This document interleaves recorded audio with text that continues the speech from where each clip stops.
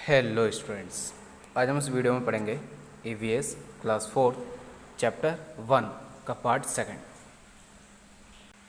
Part first में हमने इस चैप्टर को हाफ कंप्लीट कर दिया था, तो अब हम आगे से स्टार्ट करेंगे।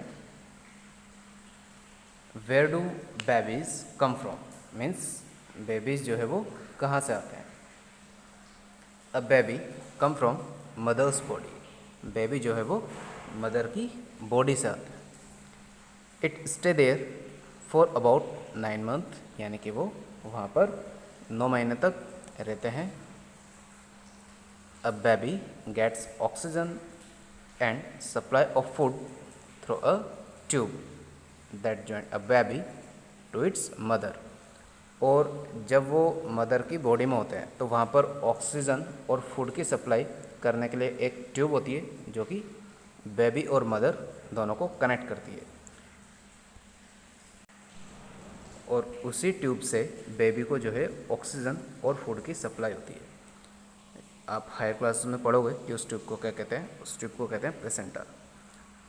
As a baby grow the mother can feel its movement inside a body.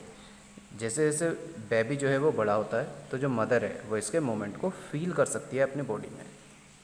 After staying in mother's body for 9 months, mother की बॉडी में 9 महीने रुकने के बाद the baby is be enough to take birth. Baby जो है वो बड़ा हो जाता है बर्थ के लिए।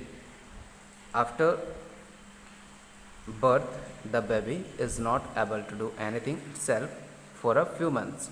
और जन्म होने के बाद कुछ महीनों तक बेबी जो है वो खुद से कुछ भी नहीं कर पाता है। The mother look after her baby, और जो मदर होती है वही बच्चे की देखभाल करती है। Baby depend only on its mother's milk, और जो बेबी है वो केवल मदर के मिल्क पर ही डिपेंड होता है। डू यू नो, क्या आप जानते हैं, all children but specially those who are physically challenged need the care of a reliable and loving adult who will provide support and guidance especially during difficult time। क्या आप जानते हैं कि सभी बच्चों को, और स्पेशली अगर बात करें तो जो फिज़िकली चैलेंज्ड बच्चे जो होते हैं, यानी कि जो दिव्यांग जो बच्चे होते हैं, उनको स्पेशल केयर की आवश्यकता पड़ती है, लव की आवश्यकता पड़ती है, और उन्हें सपोर्ट और गाइडेंस की आवश्यकता पड़ती है during the difficult time. Next, adaptation. Adaptation,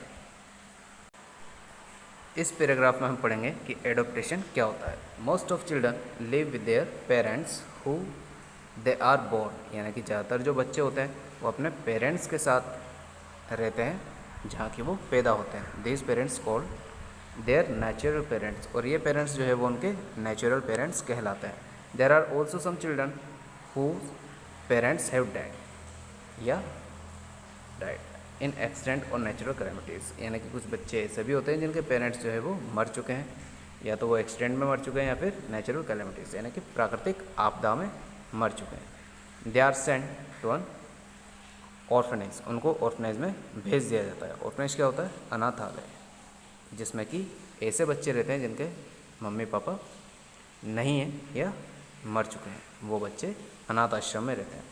the children who are kept in orphanage called orphans, और ऐसे बच्चे जो कि अनाथालय में रहते हैं उन्हें ऑर्फन्स कहा जाता है। When a couple take a child through a legal mean and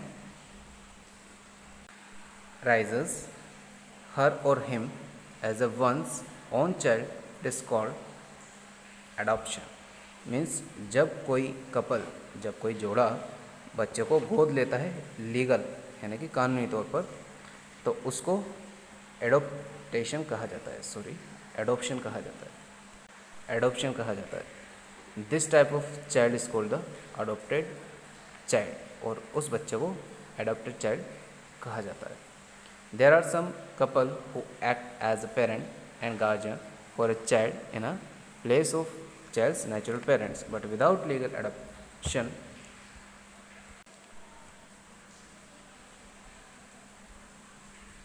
there are some couple who act as a parents and guardian। कुछ कपल होते हैं जो कि पेरेंट्स और गार्जियन की तरह for a child in a place of child natural parents, यानी कि उसकी बच्चे की देखभाल करते हैं नेचुरल पेरेंट्स की जगह पर। यानी कि कुछ कपल ऐसे होते हैं जो कि नेचुरल पेरेंट की तरह ही बच्चों की देखभाल करते हैं, बट विदाउट लीगली अडॉप्टिंग, यानी कि लेकिन उन्होंने कानूनी तौर पर बच्चों को अडॉप्ट नहीं किया है। Such parents are called foster parents, और इस प्रकार के पेरेंट्स को फोस्टर पेरेंट्स कहा जाता है। They help in bringing up a child for a few months और ईयर। और ये जो पेरेंट्स होते हैं ये बच्चे की देखभाल करते हैं कुछ महीने और कुछ सालों के लिए। Keep in your mind there are two types of families, nuclear family and joint family. दो तरह की फैमिली होती है, एक होती है न्यूक्लियर फैमिली और एक होती है joint family. A joint family consists of parents, their children, grandparents, uncle, aunt and cousin। और जो जॉइंट फैमिली होती है वो किस किससे मिलकर बनती है, या यूँ कह सकते हैं कि जो जॉइंट फैमिली में संयुक्त परिवार में कौन कौन रहता है, तो ग्रैंड पेरेंट्स यानी कि दादा दादी, अंकल, आंट, कज़िन, ये सब एक साथ रहते हैं जॉइंट फैमिली में। After birth the baby is not able to do anything self for a few month. जन्म होने के कुछ महीनों तक जो बेबी है वो खुद से कुछ नहीं कर पाता है। Most of the children live with their parents who they are born, यानी कि ज़्यादातर जो बच्चे हैं वो उन्हीं पेरेंट्स के साथ रहते हैं जहाँ पर वो पैदा हुए हैं। तो आज इस वीडियो में हमने EVS क्लास 4 का चैप्टर फर्स्ट फिनिश कर लिया है। जिस किसी ने भी इससे पहले वाली वीडियो यानी कि पार्ट 1 नहीं देखा है वो ज़रूर देख लें, लिंक आपको डिस्क्रिप्शन में मिल जाएगा। मिलते हैं नेक्स्ट वीडियो में, तब तक के लिए थैंक यू।